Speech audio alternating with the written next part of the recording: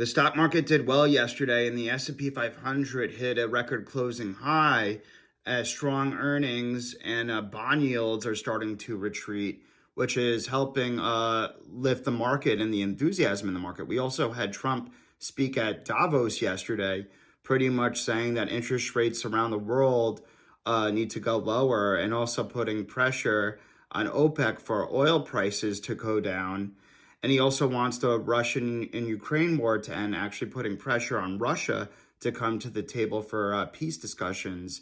That boost helped really drive the markets yesterday. He was going back and forth with questions with world economic leaders at Davos, and his answers really helped bolster the markets yesterday. Obviously, we have to see what happens. Additionally, the executive order signed on AI in terms of removing some regulations, as well as the crypto executive orders yesterday.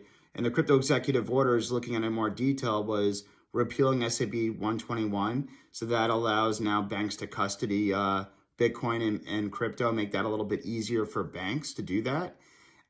This is good news for the crypto industry and is what crypto investors wanted. So those two things combined with the Saudi Arabia investment into the U.S. and the $500 billion Project Stargate AI initiative.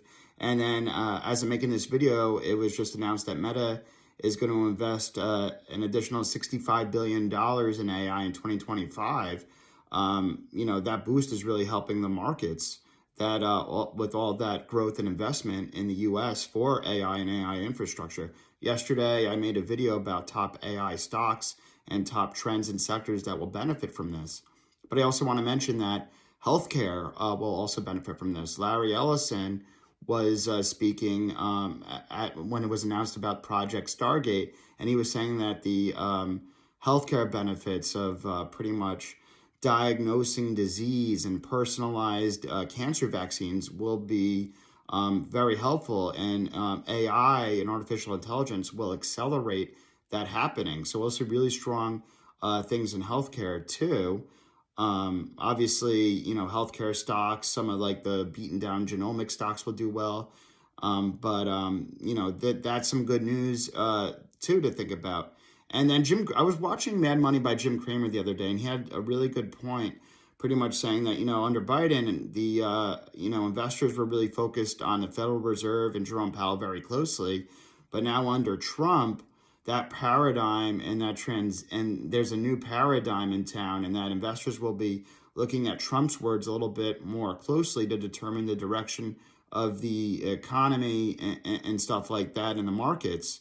With a tweet, Trump could really change the direction of the market in a day. And like him or not, his words, especially, through tweet or in the news, will move the markets pretty frequently. There might be some more volatility because of that.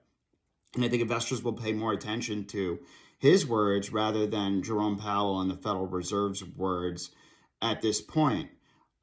So that's an interesting point to keep in mind, and the effect of Trump's words and what he says in terms of economic policy and moving the market.